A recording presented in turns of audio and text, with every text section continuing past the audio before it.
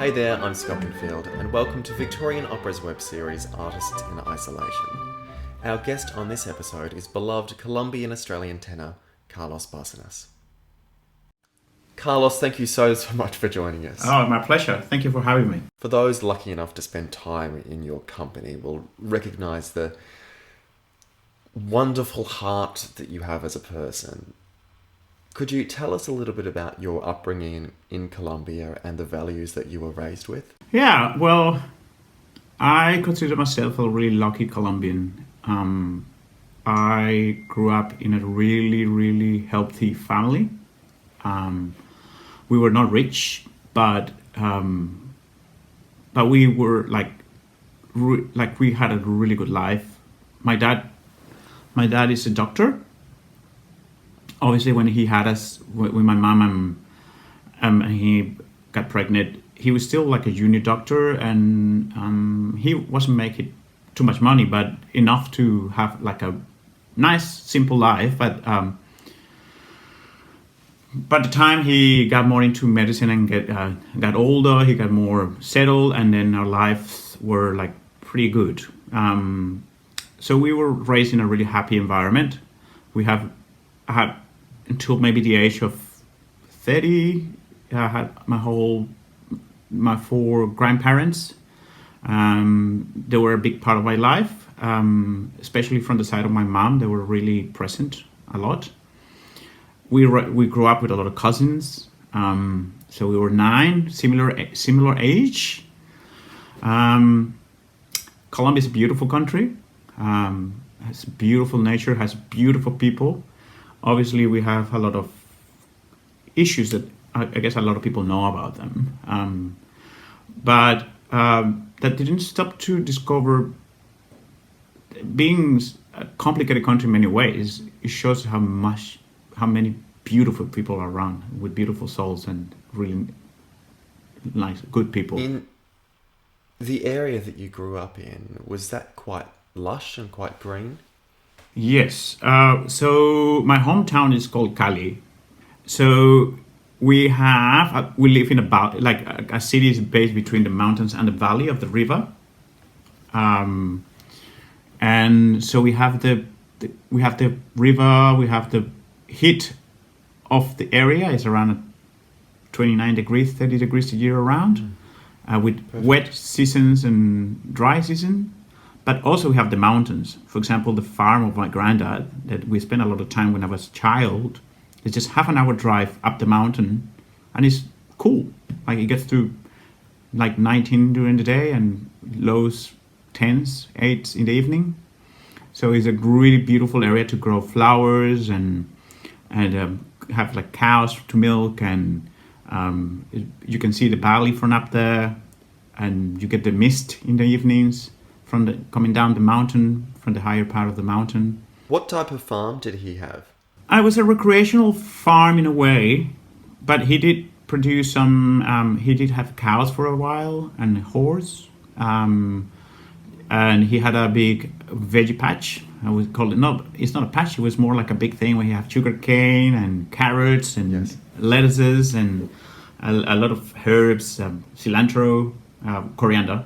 Did you learn to grow fruit and vegetables from him? I did some things, yeah. When I was a kid, maybe around 6 or 7, I was really follow my grandpa everywhere. And he even bought me a little machete, not dangerous one, without the fin. So I was his right hand. He will tell me I was his right hand. We use a word in Colombia called caporal. So I will follow him. I thought I was the boss, and I will cut the grass and the branches around me, walking around with him. And then I was like really proud because he named me his second in hand. What do you miss most about Colombia? Fruit, tropical fruit, juices. We grew up with juice, like natural juice, fruits that is hard to get here because they only grow in Colombia, like lulo, that's from specifically from Colombia, and fruits like chontaduro is a palm fruit. How would you describe them? How do they taste? Well, lulo is a sour... Which is a fantastic name. Yeah, it's a sour fruit. It's round and yes. Is yellowish and greenish. you open it, and it's because it's sour and it's really strong. But then you put it with crushed ice on it, and you just crush the fruit. You peel it, crush it, put it there. And in our region where I grew up is rich in sugar cane, so we have panela that is quite common now in Australia. And then you put a spoon of panela into the juice, and it's really refreshing for hot afternoons. So the chontaduro is more like a palm fruit. So the palm trees produce this red fruit. They grow together like the grapes, and they have to be cooked. They cook it in oil, and then you peel it, and then you have it with salt and honey. Yeah, it's quite strange. A lot of people don't like it. Interesting mix of flavors. Yes, a lot of people find it a little bit difficult to. It's a tasty. I compare it to Vegemite. It's the kind of thing that you grow up, you love it because you grew up eating it. For me, I struggle having Vegemite still. I have given it a go every once in a year to see if I change my mind, and then I go like. Have you had it with a lot of butter beneath it? Yes. Like a lot of butter and a little bit of Vegemite? I try. But still too salty. But I think I have a grown tolerance. So that happened with chontaduro. People don't like it, but I think it grows in you. Like I love it. That's one of the first things that I have when I go home with a dish that's called puerquitas aborrajados that I miss. You started your career in Colombia as a marine biologist.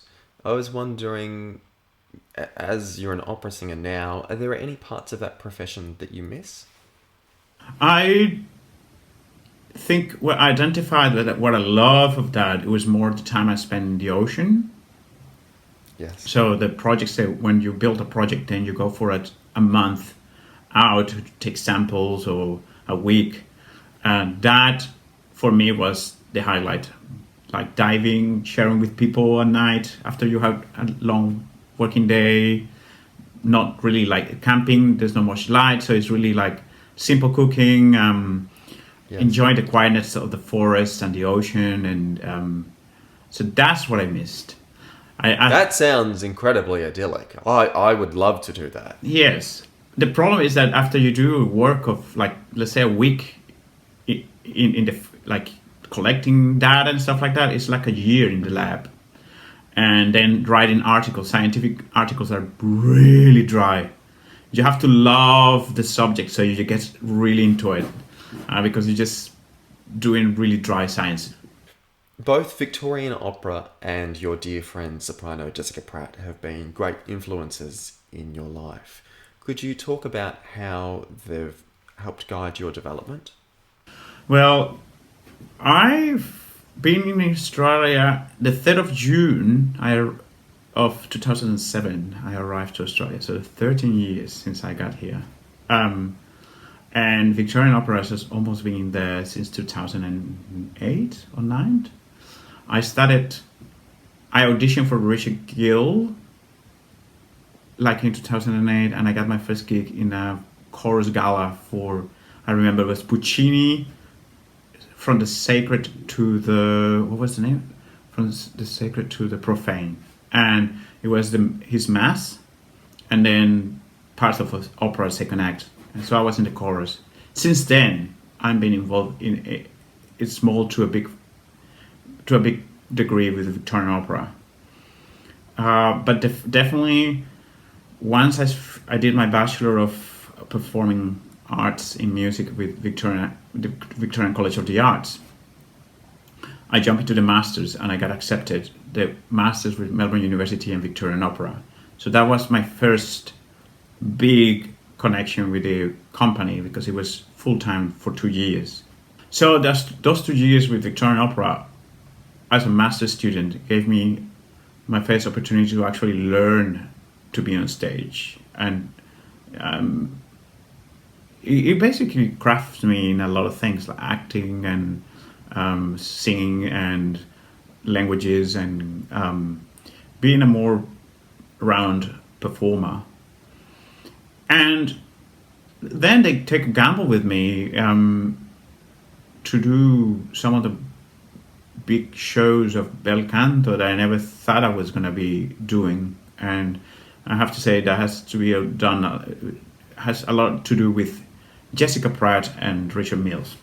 Both of them gave me a lot of support, and Jessica was extremely generous.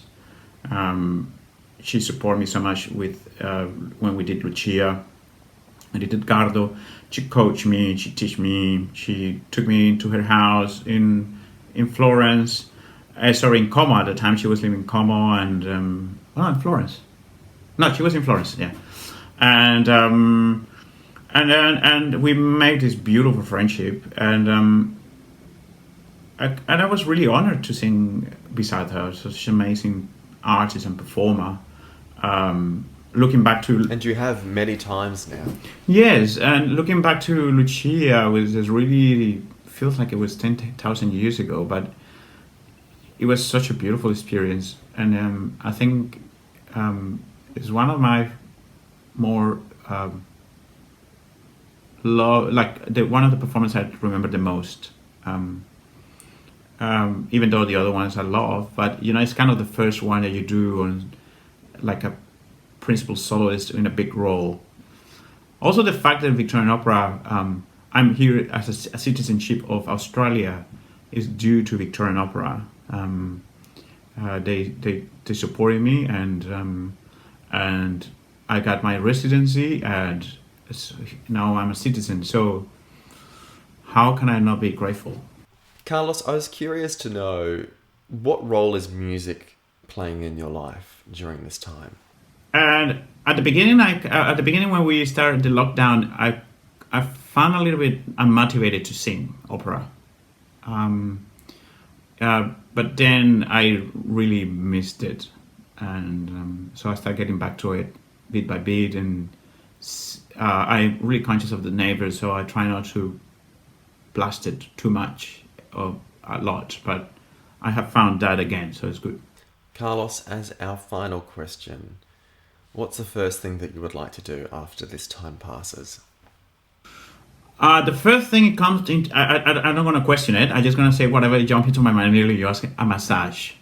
I would love a bloody massage. I'm right there with you. And the second thing I think is I envision this big table outside with lots of friends sharing an amazing dinner, I don't know, somewhere in a park, like a type of picnic with wine and beer, and have everyone there just laughing and sharing friendship. I would love something like that. So I think a massage and then we go and do that. Sounds like a good plan. And hopefully I can go and visit my parents.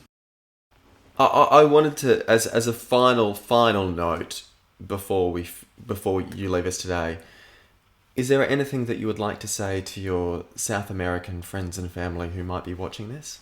Yes, that I miss them heaps. Sometimes I feel really bad that I'm not there with my parents. My brother is in London and he's in isolation too. It's a really complicated thing, and I miss him too, and my heart is with him. My friends, your childhood friends stay with you forever, and I miss them.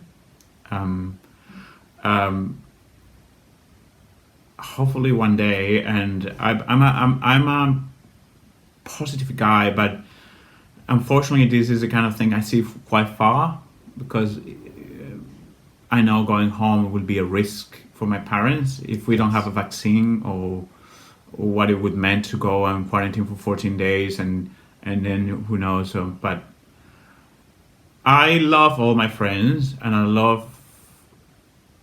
amo mis amigos en Colombia, y los extraño muchísimo, y mis padres. I love them all, and I wish we can see sometime soon. Well, Carlos, we love you all, and thank you so much for joining us, and please stay safe. Thank you for having me, and it was a pleasure to talk to you, and hopefully we can have this massive kind of picnic thing sometime soon. For more chats with artists in isolation, you can follow Victorian Opera across social media or visit victorianopera.com.au. I'm Scott Winfield. Thanks for watching.